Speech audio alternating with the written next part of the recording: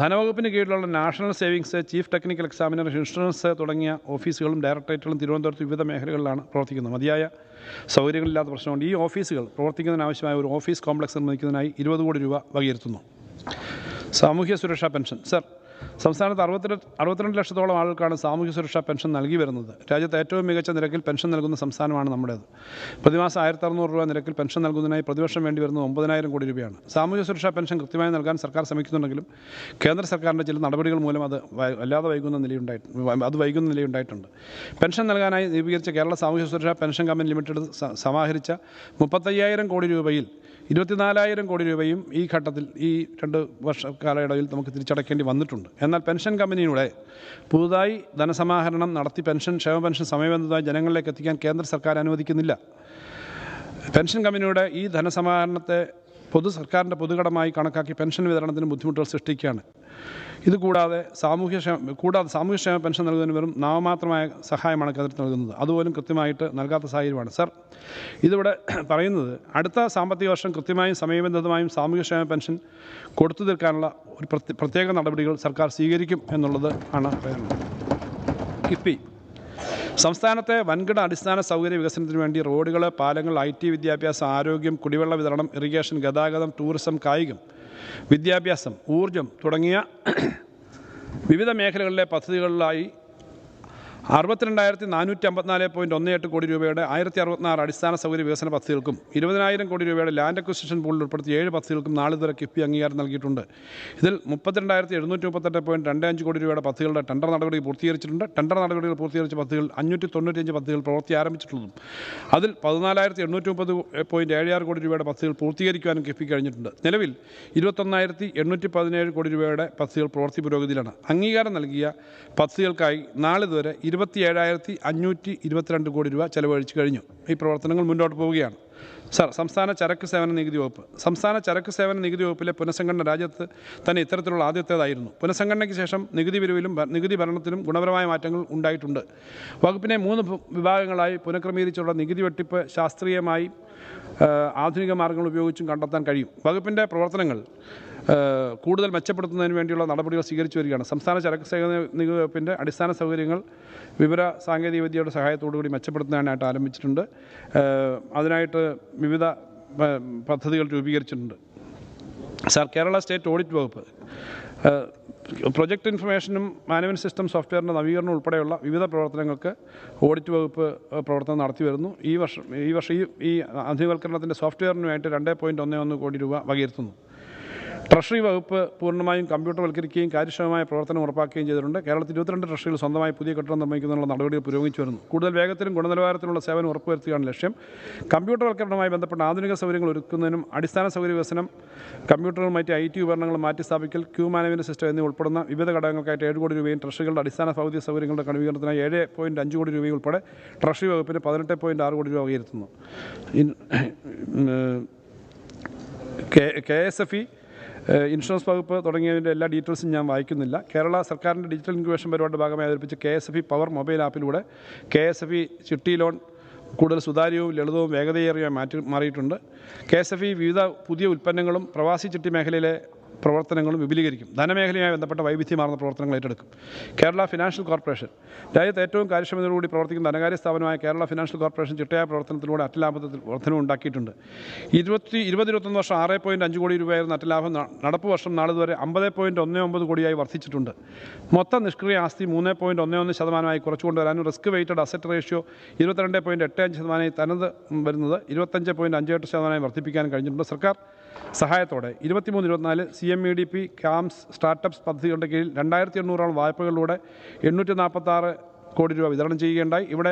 ഇതിലൂടെ പ്രത്യക്ഷമായും പരോക്ഷമായും 61,715 പേർക്ക് തൊഴിൽ ലഭ്യമാക്കിയിട്ടുണ്ട്. സർ, സമ്പദ് വ്യവസ്ഥയ്ക്ക് ഊർജ്ജം നൽകുന്നതിനും അടിസ്ഥാന സൗകര്യ വികസനത്തിനും വേണ്ടി ലക്ഷ്യമിട്ടുകൊണ്ട് കേരളത്തിൽ ലഭ്യമായിട്ടുള്ള വ്യവസായ അനുയോജ്യ ഭൂമി കണ്ടെത്തി സമാഹരിച്ച അടിസ്ഥാന സൗകര്യ വികസനത്തിന് ഉതകും വിധം സംരംഭകർക്ക് വിതരണം ചെയ്യാനായി ഒരു പ്രത്യേക കമ്പനി രൂപീകരിക്കുന്നതാണ്. KFCയുടെ നേതൃത്വത്തിൽ പ്രവാസികൾ, KSFE സമാനമായ മറ്റ് സ്ഥാപനങ്ങൾ എന്നിവരുമായി സഹകരിച്ചാണ് 1000 കോടി രൂപയുടെ അംഗീകൃത മൂലധനമുള്ള ഒരു കമ്പനിക്ക് രൂപം നൽകുക.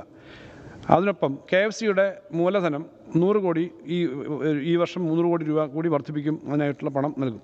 സർ, മെഡിസെപ്പ് അപ്രതീക്ഷിതമായി ഉണ്ടാകുന്ന ഉയർന്ന ചികിത്സാ ചെലവുകളിൽ നിന്നും സർക്കാർ ജീവനക്കാർക്കും പെൻഷൻകാർക്കും അവരുടെ ആശ്രിതർക്കും ക്യാഷ്ലെസ് ചികിത്സ ലഭ്യമാക്കുക എന്ന ലക്ഷ്യത്തോടെ നിലവിലുണ്ടായിരുന്ന സങ്കീർണമായ മെഡിക്കൽ റീഇംബേഴ്സ്മെൻറ്റ് സംവിധാനത്തിന് പകരമായി നടപ്പാക്കിയ കൂടുതൽ മെച്ചപ്പെട്ട ആരോഗ്യ ഇൻഷുറൻസ് പദ്ധതിയാണ് മെഡിസെപ്പ്. പ്രതിവർഷം പരമാവധി 3 ലക്ഷം രൂപ വരെ ഇൻഷുറൻസ് പരിരക്ഷ ലഭിക്കുന്ന മെഡിസെപ്പ് പദ്ധതിയിൽ 553 ആശുപത്രികൾ എംപാനൽ ചെയ്തിട്ടുണ്ട്. ജീവനക്കാരുടെയും പെൻഷൻകാരുടെയും ആശ്രിതർ ഉൾപ്പെടെ 30 ലക്ഷത്തോളം പേർ പദ്ധതിയുടെ ഗുണഭോക്താക്കളാണ്. 22-23 പ്രീമിയമായി 491.46 കോടി രൂപ ലഭിച്ചപ്പോൾ 2,45,494 പേർക്ക് 640.49 കോടി രൂപയുടെ ക്ലെയിം അനുവദിച്ചു. 2023-24 ഇതുവരെ 2,31,772 പേർക്ക് 435.07 കോടി രൂപയുടെ ക്ലെയിം നൽകിയിട്ടുണ്ട്.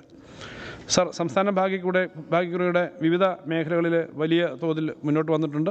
പുതുതായി ഏജൻസി എടുക്കുന്നവർക്കും ചെറുകിട വിൽപ്പനക്കാർക്കും പ്രതിവാര ഭാഗ്യക്കുറി ടിക്കറ്റുകൾ ആവശ്യത്തിന് ലഭ്യമാകാത്ത സാഹചര്യം നിലനിൽക്കുന്നുണ്ട്. ഇത് പരിഹരിക്കാനായി പ്രതിവാര ഭാഗ്യക്കുറി ടിക്കറ്റുകളുടെ സീരീസ് വർദ്ധിപ്പിക്കുകയും സമ്മാന ഘടന പരിഷ്കരിക്കുകയും ചെയ്യുന്നതാണ്. ഇതിലൂടെ 30,000 പേർക്ക് അധികമായിട്ട് തൊഴിലവസരം ലഭിക്കും എന്നാണ് പ്രതീക്ഷിക്കുന്നത്. സ്പാർക്ക് 2 വർഷം നടപ്പിലാക്കുന്നതിന് വേണ്ടി 1.83 കോടി രൂപ നീക്കിവെക്കുന്നു. ലാൻഡ് റവന്യൂ വകുപ്പിലും റവന്യൂ ഭവൻ നിർമ്മാണത്തിനും റവന്യൂ ഓഫീസുകളുടെയും സ്മാർട്ട് വില്ലേജുകളുടെയും നിർമ്മാണത്തിനുമായി 49 കോടി രൂപ വകയിരുത്തുന്നു.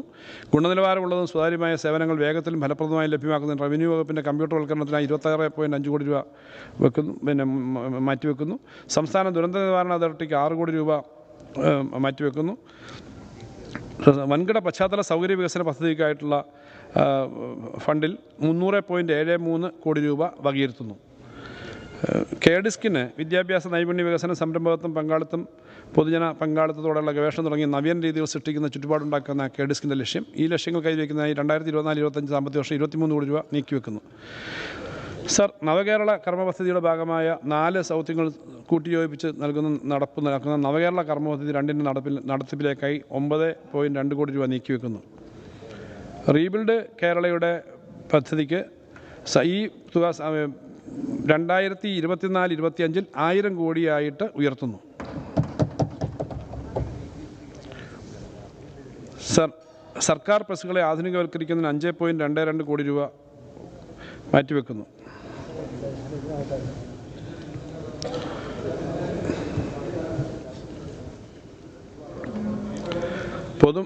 പൊതുമരാമത്ത് കെട്ടിട വിഭാഗത്തിന് 43 കോടി രൂപ വകയിരുത്തുന്നു. പൊതുവിതരണ വകുപ്പിന് ഭക്ഷ്യസുരക്ഷാ നിയമത്തിൻ്റെ നിർവഹണത്തിനുള്ള സഹായമായി 41.17 കോടി രൂപ വകയിരുത്തുന്നു. വിശപ്പുരഹിത പദ്ധതി 2 കോടി രൂപ വെക്കുന്നു. സപ്ലൈകോയുടെ നവീകരണത്തിനായിട്ട് ഔട്ട്ലെറ്റുകളുടെ നവീകരണത്തിനായിട്ട് 10 കോടി രൂപ വകയിരുത്തുന്നു. സർ, ജീവനക്കാരും സർ, പങ്കാളിത്ത പെൻഷൻ പദ്ധതി സൃഷ്ടിച്ച അരക്ഷിതത്വം ജീവനക്കാരിൽ വലിയ ആശങ്കയ്ക്ക് വഴിവെച്ചിട്ടുണ്ട്. സർ, ഇത് പുനഃപരിശോധിക്കുന്നത് സംബന്ധിച്ച് പഠിക്കാൻ സർക്കാർ നിയമിച്ച കമ്മിറ്റിയുടെ റിപ്പോർട്ടിൻ്റെ തുടർ പരിശോധനയ്ക്കായി 3 അംഗ കമ്മിറ്റി രൂപീകരിച്ചിട്ടുണ്ട്. സർ, പങ്കാളിത്ത പെൻഷൻ സമ്പ്രദായം പുനഃപരിശോധിച്ച് ജീവനക്കാർക്ക് സുരക്ഷിതത്വം നൽകുന്ന ഒരു പെൻഷൻ പദ്ധതി നടപ്പിലാക്കാനാണ് സർക്കാർ ആലോചിക്കുന്നത്. കേന്ദ്ര സർക്കാരിന് നൽകിയ വിഹിതം തിരികെ ലഭ്യമാക്കാൻ ആവശ്യമായ നടപടി സ്വീകരിക്കും. ഒരു അഷ്വേർഡ് പെൻഷൻ സമ്പ്രദായം നടപ്പിലാക്കുന്നതിന് വേണ്ടി പുതിയ സ്കീം രൂപീകരിക്കും. മറ്റ് സംസ്ഥാനങ്ങളിലെ പുതിയ പദ്ധതികൾ കൂടി പഠിച്ച് സംസ്ഥാനത്ത് ഈ പുതിയ അഷ്വേർഡ് സ്കീം നടപ്പിലാക്കാൻ ആവശ്യമായിട്ടുള്ള നടപടികൾ ഗവൺമെൻറ് സ്വീകരിക്കുമെന്നുള്ള വളരെ സന്തോഷത്തോടു കൂടി പറയുകയാണ്. സർ, സർക്കാർ ജീവനക്കാർക്ക് കോവിഡ് കാലഘട്ടത്തിൽ ശമ്പള പെൻഷൻ പരിഷ്കരണം നടത്തിയ ഏക സംസ്ഥാനം കേരളമാണ്. ഇന്ന് ഇന്ത്യയിലാകെ സർക്കാർ മേഖലയിൽ പബ്ലിക് സർവീസ് കമ്മീഷനുകൾ വഴി നടക്കുന്ന ആകെ നിയമനങ്ങളുടെ 42% കേരളത്തിലാണെന്ന് കണക്കുകൾ പറയുന്നു.